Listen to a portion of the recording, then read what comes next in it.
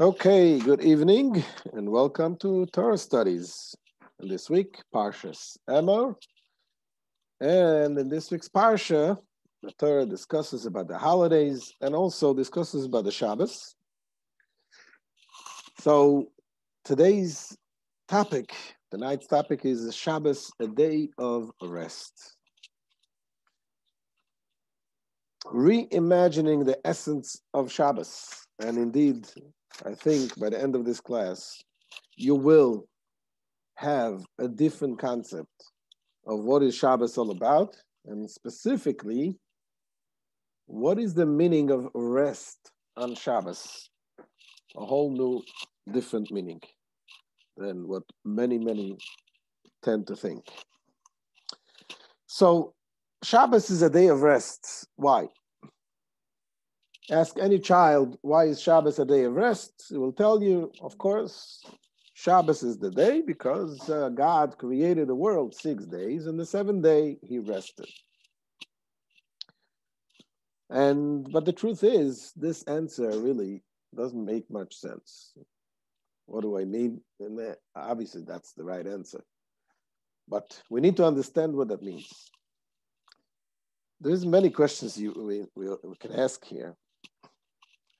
If Shabbos is a day of rest, then how come Shabbos, instead of sitting and relaxing on the couch, we have on Shabbos, we have all davening, we go to shul, we make meals, we get the family, and we come to Shiur Torah, we do all of these things on Shabbos. If it's a day of rest, why not just rest? And also, what does it mean when we say Shabbos is a day of rest? Why? Because Hashem, God, rested on the 7th day. God worked so hard. He got tired, and on the 7th day he rested. What exactly does that mean? He rested on the 7th day. And also, when we're talking about the Shabbos is considered a day of rest. It is also considered the Shabbos Kodesh, the holy day of Shabbos. That Hashem made this day holy. What does that mean, that he made it holy? Because he rested, he made it holy. What's the connection between him resting and making the day holy? So some would say, what does it mean he made it holy? That he made it holy because he gave us certain laws on this day that we have to keep certain laws. We're not allowed to work. But really, if you look into the verses in the Torah, it doesn't seem like that way at all. It seems like the opposite, as we're going to see soon in the verse. So we have to have a whole deeper understanding in this whole concept. So let us look inside. I'm going to start with the first text.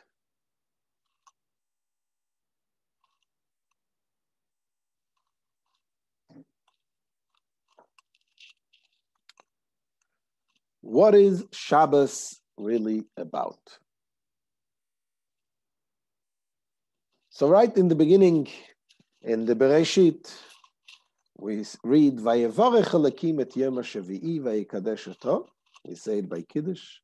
Ki vo shavat mikol melachto asher bara Elokim la'asot. And God blessed the 7th day and sanctified it, for on it he rested from all his work. Meaning that the reading from this verse, what does it say? That there is something holy about the rest of God. He made it holy.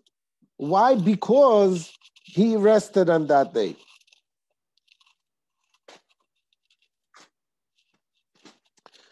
In fact, Rashi explains on this verse. He says, it brings from the Medrash, it says, Ma haya olam chaser.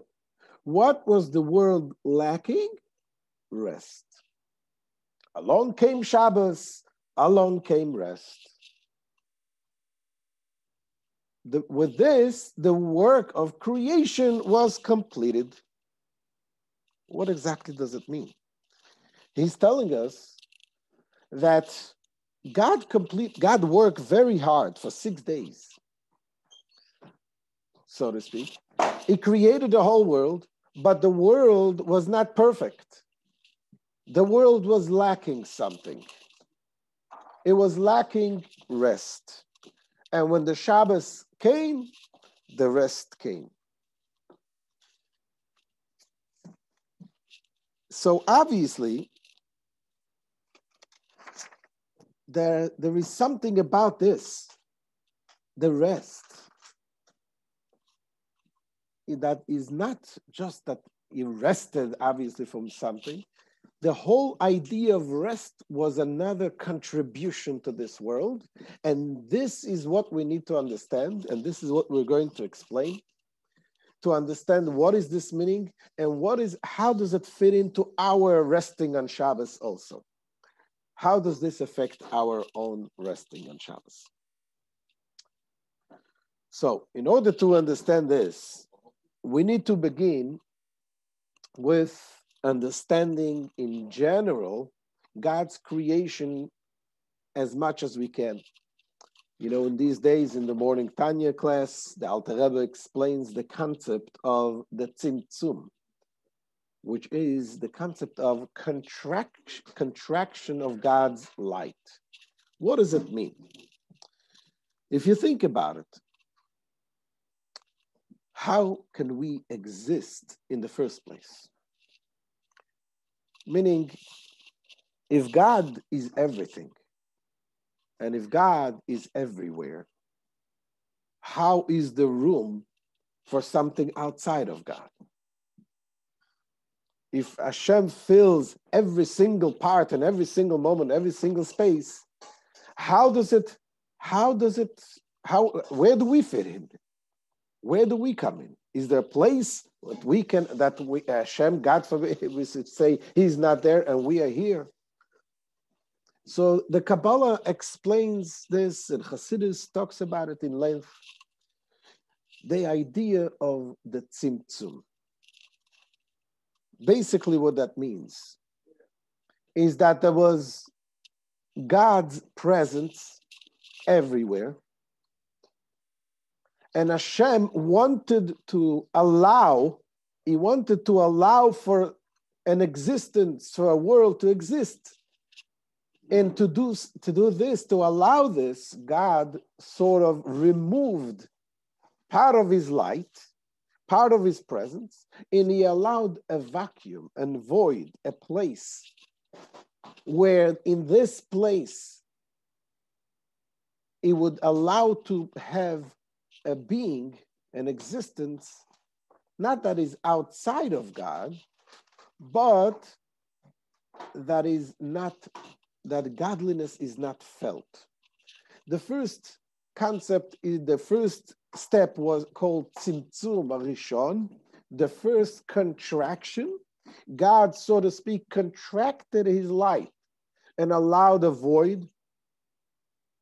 And there, he allowed, after contracting and removing, so to speak, his light, his energy, he allowed, through giving a filtered amount of energy, and thereby, through the filtering of his energy, to make it less and less revealed, we were able to get Hashem's presence, and we were able to come into being as independent existence. Being that we think that we're independent. An example to give this, to understand this, you can use also the example of the sunlight. When you have the sun shines very strong, sometimes you can't see it. It blinds you. In order to see it, in order to be able to see, what do? You put on sunglasses. What happens when you put on the sunglasses? When you put on the sunglasses, you're able to see, it filters, it reduces the light, it reduces the intensity of the light so that you are able to see. So what happens before you have the sunglasses? When you have the sun itself, the sight doesn't exist. The sight only exists when you put on the sunglasses. Then you're able to see. And this is the idea of the tzimtzum. The tzimtzum, the God's revelation and bringing into being. In order for us to exist, God needed to remove his light and to be able for us to exist. There is actually a video, a 3-minute video that I want to show you. And this is done very, very well by, it's a website does virtual. I'll see it in a minute. Just a second.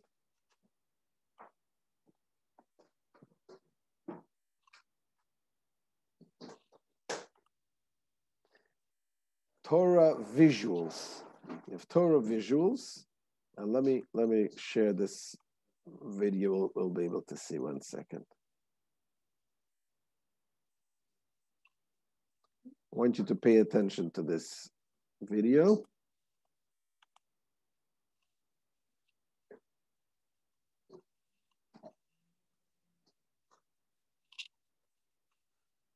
Well, one more minute. Share sound. Okay. And I think we're ready now. Before the beginning, there was just God.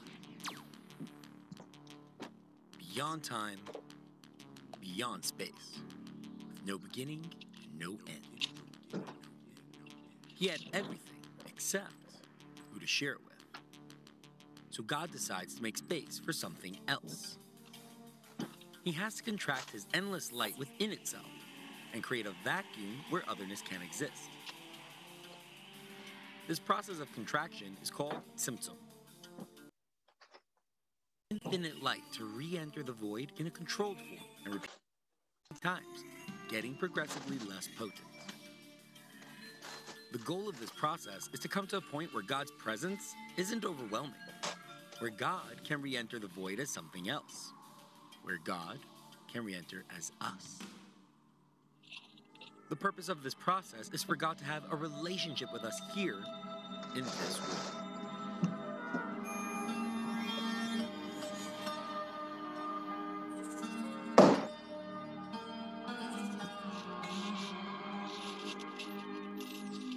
This series is based on the Tanya written by the Alter Rebbe, Rabbi Schneur Zalman.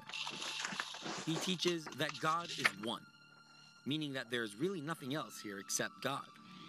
All the galaxies, planets, animals, and plants are all different forms of godly energy. How does that work? God creates reality by radiating energy, but his energy is beyond too big to be contained by physical matter.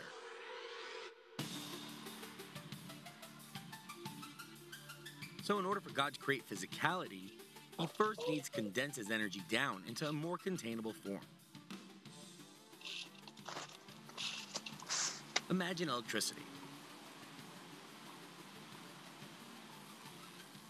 You have a turbine under Niagara Falls harnessing tons of water and turning it into electrical energy. But the voltage is too high, so when the electricity comes into your city, it first needs to go through a transformer to lower the voltage so that it doesn't blow out the power lines. This process gets repeated once the power comes to your neighborhood, again on your street, and once more in your home on the electrical panel. Now it's safe to charge your phone. Try charging your phone directly under Niagara Falls. Not such a great idea. We need power to go through transformers to be lowered for it to be safely used. The same thing applies with God's energy. It is infinitely too powerful at the source to be safely contained by physical creatures. God first needs to transform his power down through the process of Tzimtzum, a contraction of energy, so to speak. And not once, but many times, just like we saw by the power grid. So how does God transform his energy down to where it can be safely used? Stay tuned to find out on the next videos. So this is a really, really beautiful, I thought was very, very well put. And let's look inside the way the Alter Rebbe explains it.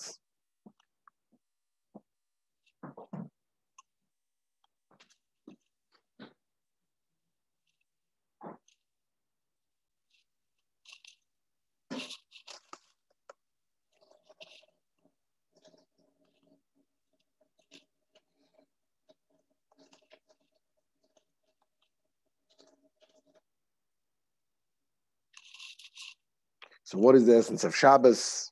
God is indefatigable, persisting tirelessly, and yet rested on the seventh day. How does resting on Shabbos make it holy and the world complete? So here comes the Alter Rebbe explaining what we just saw, understanding the concept of the Tzimtzum.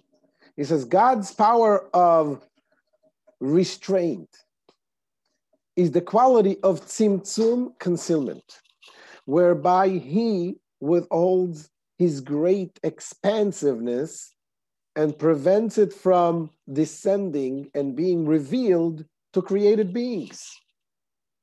Rather than animating all of creation openly, he operates in concealment to create the impression that the created being exists independently from God.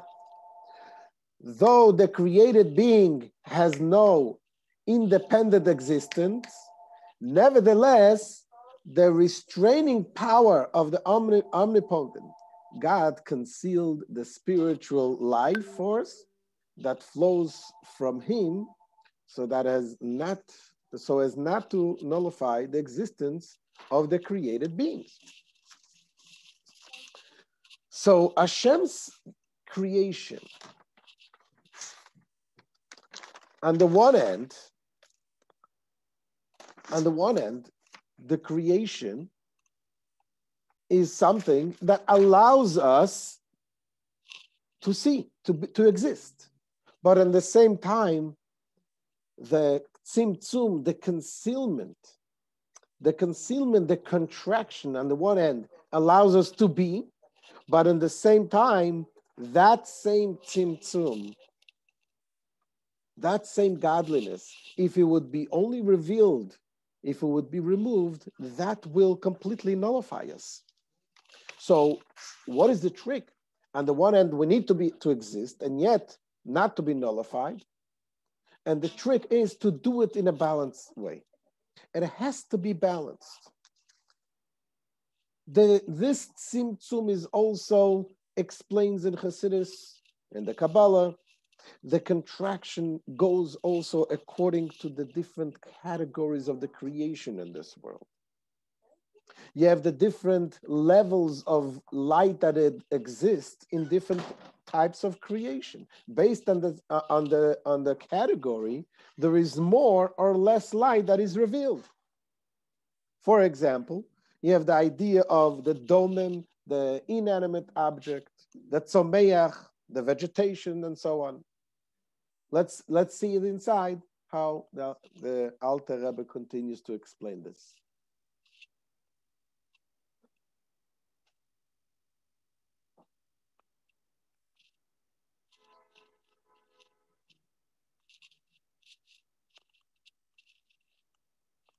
There we go. He says the diffusion of God's light, which is the life force of creation, is not equal in all created beings, in the balance of its concealment and revelation. In physical and inanimate bodies, such as a stone and soil, the light is most restricted. The life force is so minimal that it can't even grow. By contrast, the divine light in plant life is less restricted. Generally speaking, there are four categories: the inanimate, the botanical, the animal, and the human. The diffusion of divine light and life force in the inanimate and plant life can be compared to the light and life force in the animal or in the human. So the question is, does God ever rest from this work of contraction? Basically, what we see from here is the work that God does, creating the world, is a work of filtering and contraction. Does he ever rest from this? This is the question. And the answer is yes. And at which type of creation does God have this contraction, has this rest of contraction? Resting from contraction is in the humans, in you and I, and that is each and every week, and that is on Shabbos. What happens on Shabbos? On Shabbos, godly revelation to this world is not as filtered, not as contracted as it is the rest of the week, the 6 days of the week. And we find that from the Rebbe Rashab says it beautifully. The Hasidus explains this. He brings it from the verse in the Torah. So the graduation of Tzimtzum in the world, okay, the more revealed the life force, the higher the form of life. You have the inanimate, you have the plants, you have the animals, and you have the people. Here says the Rebbe Rashab as follows. The concept of divine rest is to refrain from Tzimtzum. As it is written, it says in the Torah, we say it every Friday night by Kiddush, Vayechal Elokim, Vayechal Elokim bayom hashavi'i. Elokim completed on the seventh day. Now, Elokim is the name of God that represents God's capacity for restraint and concealment. The word Elokim has also the same numerical value as nature, Hateva, which is the nature. God conceals himself in the nature. And on Shabbos, the Tzimtzum implied by the name Elokim expired. And God rested from the act of Tzimtzum. Something similar occurs every week on Shabbos. On this day, God rests from the act of concealment, and the divine light is revealed without the veil of Tzimtzum, making us aware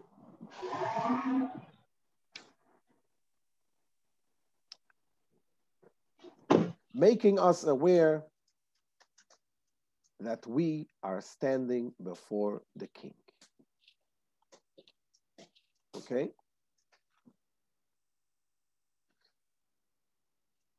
So, does the Tzimtzum veil ever lift and reveal more of God? And the answer is yes. On Shabbos, the veil lifts somewhat. Obviously, it doesn't lift all completely, because otherwise we'll be completely blown away out of existence and into God's existence.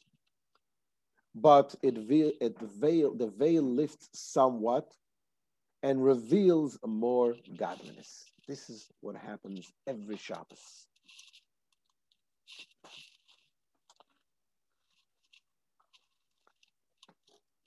Now, this idea that the veil lifts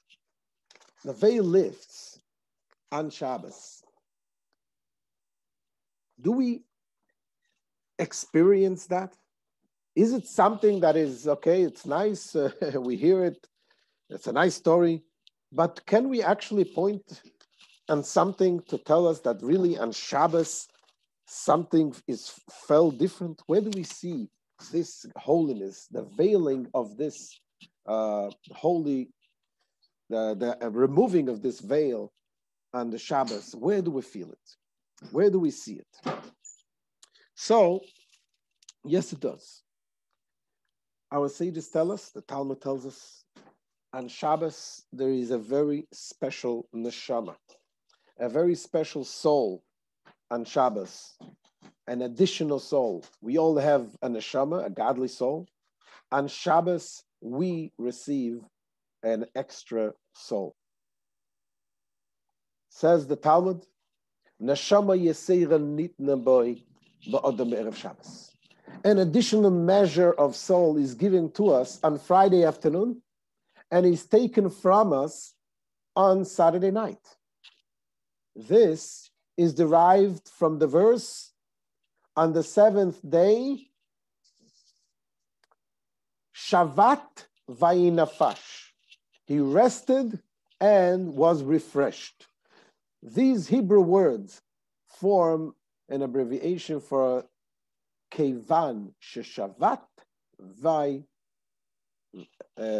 avda nefesh, which means once Shabbos ends, woe, our additional soul is lost. This is why on Saturday night, so basically we have an additional soul on Shabbos. We have two neshamas. Saturday night, once Shabbos is over, the soul departs. And for this reason, the Alter Rebbe tells us is that this is the reason why we have the besamim. We smell something to appease the soul that the partner is left. Our sages institute, says the Alter Rebbe, the ritual of smelling spices at the end of Shabbat to revive the soul, which is melancholy at this time, over the departure of the additional soul. We settle the soul and cheer it with a pleasing fragrance. So God rests the concealment that made creation possible. This is what God rests. He rests the concealment. And this rest renders Shabbos a holy day, and all creation holier. Why? Because if Shabbos is a day that the concealment is gone, not completely, but at least to a certain extent, that means there is more revelation of godliness. That is why it is holy.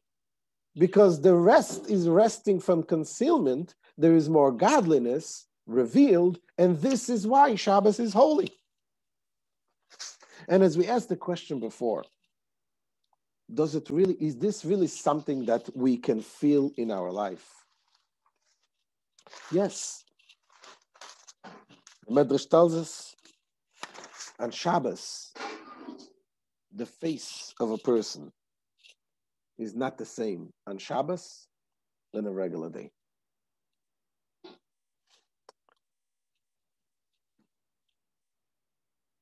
There is the next text we'll see it. We read a story written from Rabbi Joseph Soloveitchik. Here's from the Medrash. It says a person's face is incomparably more radiant on Shabbos than the rest of the week. That comes from the Medrash. And here's a story that he relates. He says, in Warsaw, we lived 3 hours away from the Majlis, 3 houses away from the Majlis Shtibel. Generally, I would go to the Majlis Shtibel for the Seudah Shlishit. This is the third meal on Shabbos. They would sing all the Zmiras for the Seudah Shlishis. Poor Jews would be seated around the table in the Shtibel. And so I knew these Jews well, and I constantly spoke with them. They were sincerely pious Jews who willingly sacrificed for the spiritual commitments. I once spoke with one of them who was frail and short. He constantly carried heavy metal pieces.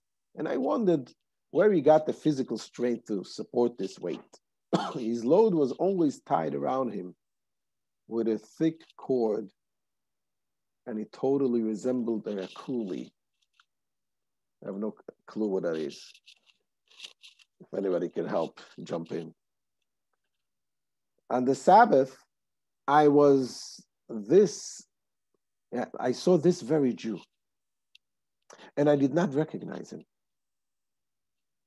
He came over to me in his tattered kapata.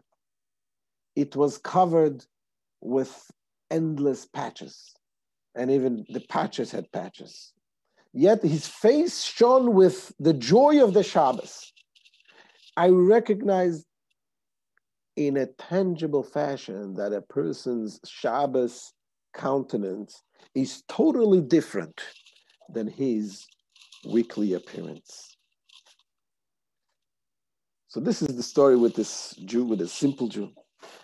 And certainly this is true with holy Jews. There's a famous story that also Rabbi Yisrael Ruzhiner, Rabbi Yisrael of Ruzhin, was a holy man back 250 years ago approximately. And he was, as a child, he went to school. They taught, he was very smart in yeshiva, always asked questions and was very smart. At one point, the teacher taught him a law regarding Shabbos, and that is what does a person do if he wakes up in the middle of nowhere and he doesn't know what day it is, and he has no one to ask, and he has no one to turn. When does he keep Shabbos? He doesn't have anybody. And so the law says, whatever, there's a difference when there's keep. But Rabbi Yisrael, this little boy, Yisrael, the tzaddik, didn't understand the question. And the teacher explained to him, again, the question, if somebody's in the middle of the desert or whatever, he doesn't know when Shabbos is. So he says, I don't understand. If you want to know when Shabbos is, all you have to do is look up into the sky and you know it's Shabbos. Rabbi Yisrael, he saw Shabbos, by him Shabbos was not the same day. He saw the Shabbos. He saw Shabbos was different, a different day. He felt it. They said it was one of the Hasidim of the Alter Rebbe, Rabbi Isaac Homler. He once came to visit this Rabbi Yisrael when he was already an elder person. And he was there sitting on Friday, and he was smoking a pipe on Friday before Shabbos. There's a custom with tzaddikim, whatever, they have some spiritual meaning about the mystical things, smoking the pipe on Friday. And when he came and he said, Rabbi Isaac says, I watched him and I saw the moment his Shabbos came, he put the pipes away and his face changed completely. I did not recognize him. If I wouldn't be there, I wouldn't know it's the same person. Literally, his face changed. So this is stories about tzaddikim that they feel, they understand, but even simple people, we do understand, we do feel that the Shabbos is different. It's not the same. We feel different. It affects us differently. And Dennis Prager once said, back in the days, in the 90s, when it was the case with O.J. Simpson, when there was a slow speed chase, and the whole America was glued to the TV. It was on a Friday afternoon. And he said, I was watching this. He says, nothing in the world could take me away from the TV. But then Shabbos came. And as soon as Shabbos entered, that's it. The TV was closed. People that are smokers, very heavy smokers, and they have the urge to smoke and they can't go an hour without smoking. Shabbos, comes Shabbos, these people have no urge. Right after, as soon as Shabbos is over, I remember in Jerusalem, when I grew up, they had people right after Motzei Shabbos, there is people waiting in line, they want to get to their first cigarette. Right after Shabbos is over, they can't go without a cigarette. But on Shabbos, they know no urge. Even today, we have cell phones. People are addicted to the cell phones. So you can't go without your cell phone. But Shabbos calms down. There's no urge to have this cell phone. You feel on Shabbos is something different. There is something on Shabbos, the holiness of the Shabbos, that affects each and every one of us, if we only tune into it. The Rebbe says, there's also an interesting halacha that applies to the concept of the change that Shabbos does to us. It is also, we see it in halacha regarding the Sheva brachas. You know, when we have a wedding, we make Sheva brachas. What is Sheva bracha? We say 7 blessings. We have the blessings of matrimony that we say under the chuppah. And then after the wedding, we have for 7 days, we have celebrations. And every day of the celebration, we do those 7 blessings. However, we only do the blessings if there is a renewed joy of the wedding. What does that mean? In order to be able to say the 7 blessings on the days after the wedding, you have to have at least one person that was not present at the previous days of celebrations, at the wedding or any of the days. It's called parim chadashot, a new face. Then you can say, because that brings new joy, and you can say these blessings. As we'll see it inside. It says, we chant the blessings of the bridegroom in the presence of 10 men for 7 days. Rabbi Yehuda said, only if a new face arrives. And now what happens? There is one exception to the rule. The exception is on Shabbos. On Shabbos, you can say the blessings even if you do not have a new person. And why is it? Because Shabbos is also considered a new face. Shabbos is considered a new face. How do you understand this? Because Shabbos is a different day. However, the Rebbe explains it. What does it mean that Shabbos is a new face and you can say the blessings? It means that Shabbos changes us, that we become a new face. On Shabbos, you are not the same as on a weekday.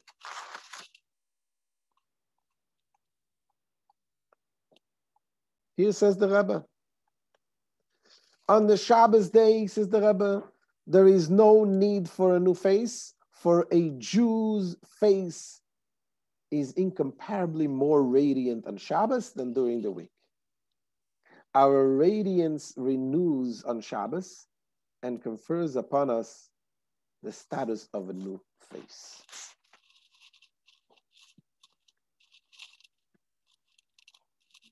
So this is the meaning. Feeling melancholy at the end of Shabbos, we say that the summit, take the spices. Saying the blessings for the bridegroom as a new face. Tell us how markedly spiritually superior we are in Shabbos. All Jews feel this extra measures of soul. So other than these halachic rules based on having an additional soul, are there any profound changes to our behavior on Shabbos? Yes, as we just explained. Now, here comes a very important lesson. Says the Rebbe, what happens on Shabbos? Now that we explained all of this, we explained the contraction that Hashem used in order to create the world and in order to put us as created beings without being nullified. And we explained that on Shabbos, Hashem removes somewhat this presence, this veil, and his presence is more revealed on Shabbos. we will understand a little bit more why on Shabbos we don't do work. On Shabbos, we are standing in front of the king.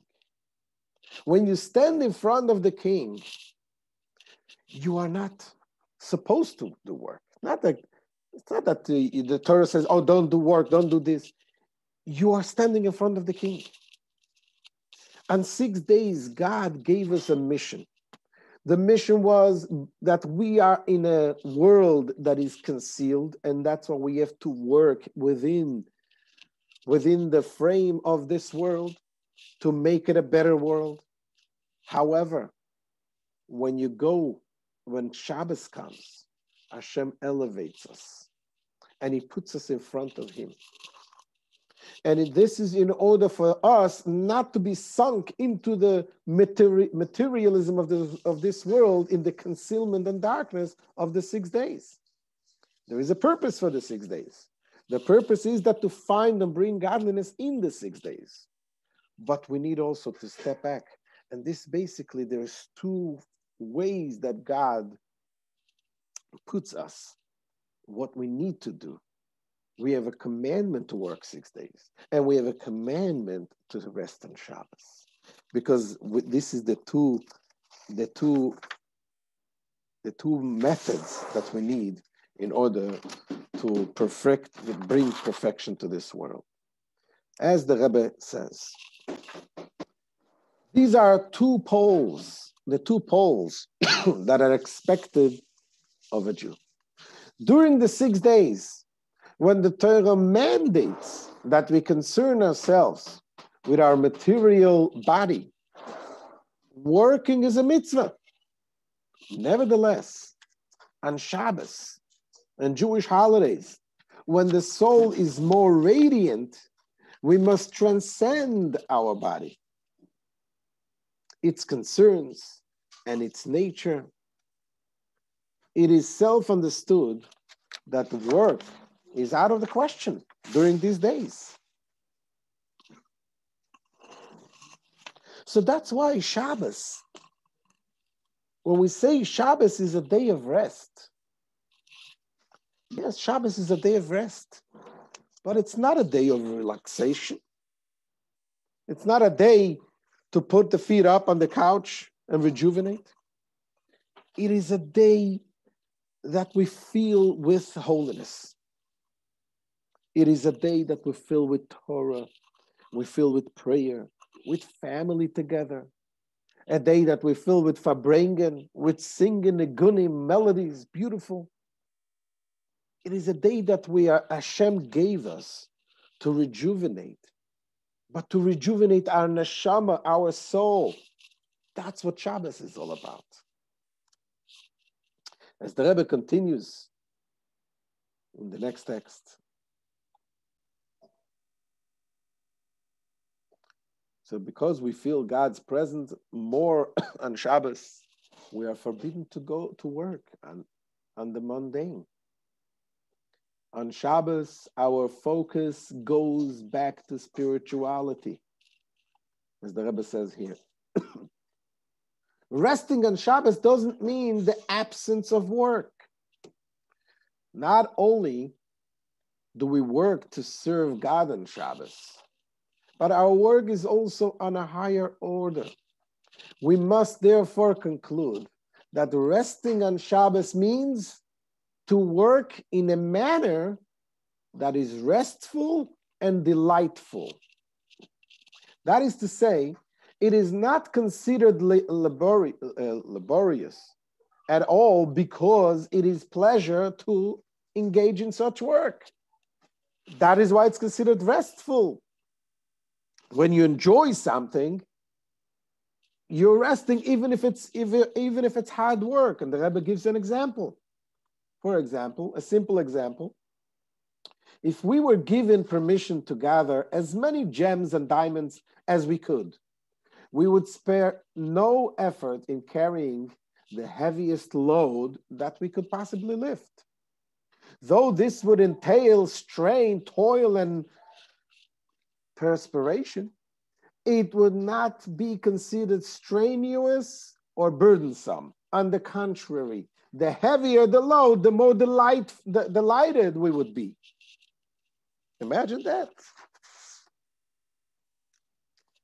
So this is the answers that we have for the questions that we asked. We come with now a new understanding of what it means that Hashem rested. Hashem didn't get tired and exhausted from the creation. God rested from the constant restriction and concealment and contraction. He went back. He breathed it in. Rather than breathing out, giving us, he breathed it in, so to speak. And on Shabbos, it gives us to feel more of him. And this is why, that explains why we don't do work on Shabbos. Because on Shabbos, we're not about ourselves, about our own work. On Shabbos, we elevate ourselves. Because our service, our work, our resting is supposed to be similar to God's resting, which is a resting from mundane things and being elevated to a more spiritual realm.